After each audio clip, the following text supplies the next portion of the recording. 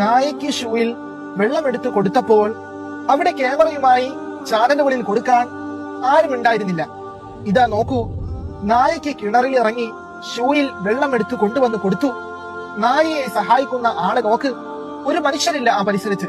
അദ്ദേഹവും ദാഹിച്ച നായയും മാത്രം. അവിടെ അള്ളാഹു ആ അമല് സ്വീകരിക്കും. കാരണം ഒരാൾക്കും വേണ്ടിയല്ല, റബ്ബിന് വേണ്ടി ചെയ്തതാണ്.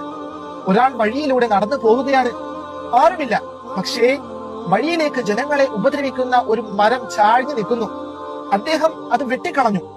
റസൂൽ സല്ലല്ലാഹു അലൈഹി വസല്ലം പറയുകയാണ്, ആ ഒറ്റ അമല് കൊണ്ട് അദ്ദേഹത്തിന്റെ മറ്റു പാപങ്ങൾ അള്ളാഹു പുറത്തു കൊടുത്ത് അള്ളാഹു തആല അദ്ദേഹത്തെ സ്വർഗത്തിലാക്കി.